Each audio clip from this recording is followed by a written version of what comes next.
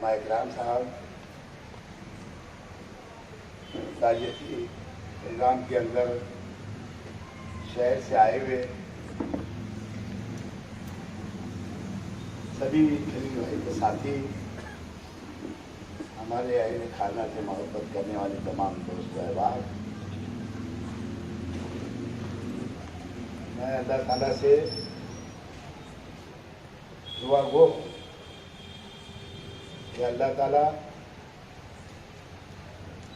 सभी लोगों के अंदर, तो दोस्तों के अंदर, उनके साथियों में, हमारे भाइयों में खलील भाई की जो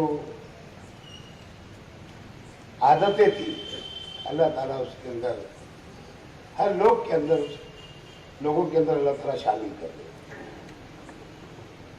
हम भी खलील भाई को घर में रहते हुए, भाई बंद के अंदर रहते हुए उतना ही जानते थे जो हम देखा करते थे।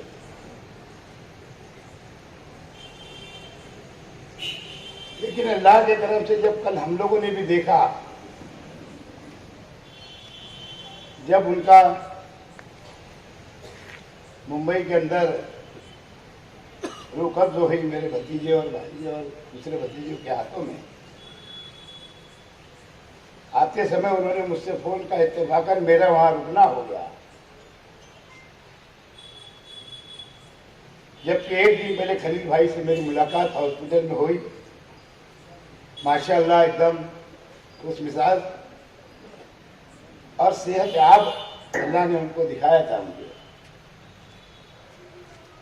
बल्कि यहां तक बात हुई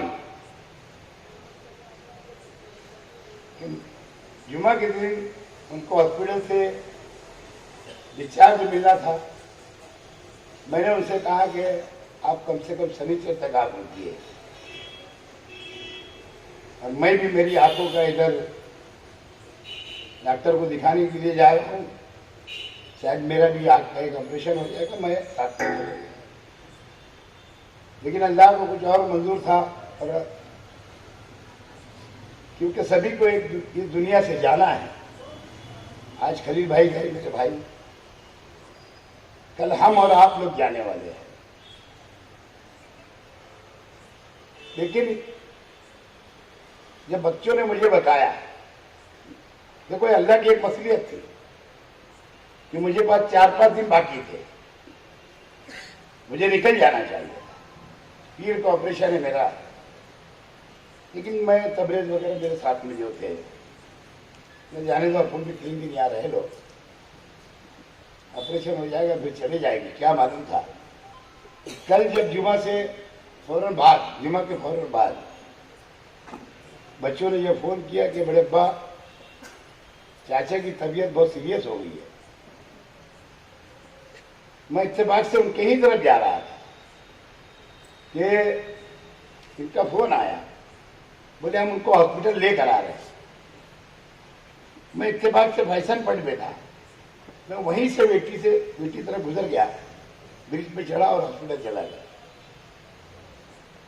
और इन लोगों ने पूरी हिम्मत के साथ, बच्चों ने उनको उनकी ही गाड़ी के अंदर लेकर हॉस्पिटल तक आए। और जब इन्होंने बताया कि पुलिस ने भी हमको मदद की कि हर सिंगल के ऊपर, जबकि प्राइवेट गाड़ी थी, लेकिन उसके बाद उनको रास्ता दे दिया गया।